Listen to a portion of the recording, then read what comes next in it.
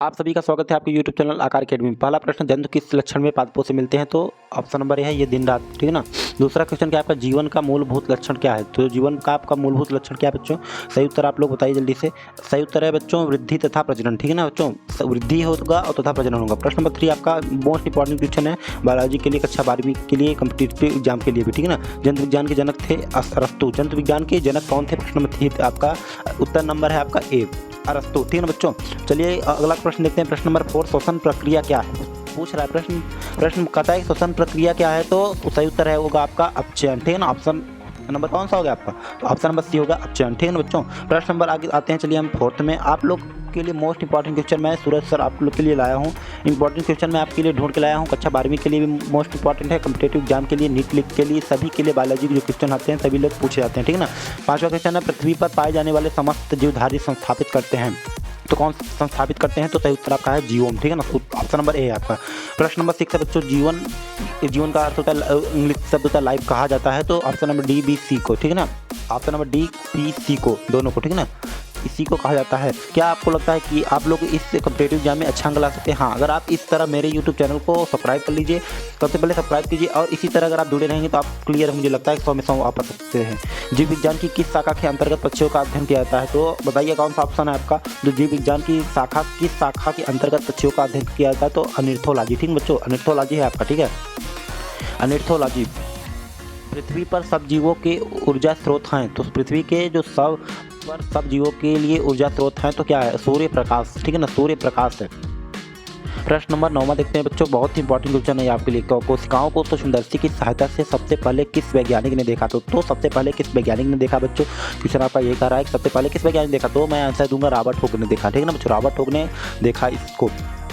प्रश्न नंबर बच्चों 10 देखते हैं आपके लिए। प्रश्न नंबर 10 देखिए प्रश्न नंबर 10 देखते हैं। कोशिका मत के अनुसार ऑप्शन नंबर ए होगा कि option number B, option number C, option number D? तो सही उत्तर आपका क्वेश्चन है ऑप्शन नंबर डी, कोशिकाओं जंतुओं और पादपों की मूलभूत रचनात्मक इकाई होती है, ठीक है बच्चों। प्रश्न नंबर 11 देखते हैं, पादप कोशिकाओं जंतु कोशिकाओं में किसकी अनुपस्थिति के कारण भिन्न होती है? तो सही ऑप्शन आपका इसमें कौन सा आपको लगता है? Option number 1 B C D. तो सही उत्तर आपका क्या है? आप लोग सभी लोग अपने यूट्यूब चैनल को सब्सक्राइब कीजिए, सही उत्तर लिखिए पहले तारक केंद्र, ठीक है, तारक केंद्र आपका। अपने यूट्यूब चैनल को सब्सक्राइब कर लेंगे तो आपके पास डायरेक्ट नोटिफिकेशन पहुंच जाएगा, जिससे आप तुरंत मेरे यूट्यूब चैनल से आप लोग क्वेश्चन देख सकेंगे।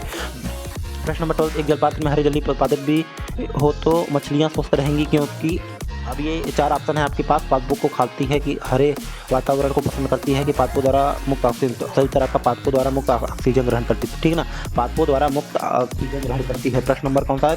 13, पादप और जंतु कोशिकाओं में प्रमुख अंतर कौन सा है? आपको क्या लगता है आपको? चलिए सही उत्तर आप लोग लिखिए, फिर मैं आपको बताता हूँ क्या होगा। सही उत्तर लाइक कमेंट करते रहो बेटा, लाइक कमेंट करते रहो।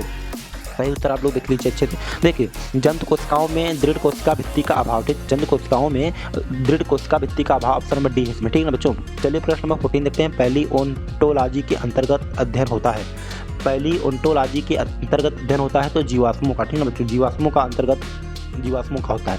वातावरण के संदर्भ में जंतुओं के अध्ययन की शाखा ऑप्शन नंबर ए होगा कि option number B, option number C, option number D? तो ऑप्शन नंबर सी होगा बेटा पारिस्थितिकी या इकोलॉजी। प्रश्न नंबर 16 में बेटा कोशिका मत के प्रतिपादन कौन कौन से हैं? तो option number A, option number B, option number C, option number D? कौन सा आपको ऑप्शन लगता है? तो ऑप्शन नंबर डी है आपका सरलाइडेन, ठीक है ना। 17 क्वेश्चन, जंतु कोशिका का आवरण क्या होता है? जंतु कोशिका का आवरण क्या है बच्चों? सही आप लोग ऑप्शन नंबर ए आपके पास बी सी डी, तो ऑप्शन नंबर सी होगा पेलिकल, ठीक है ना, पेलिकल होगा।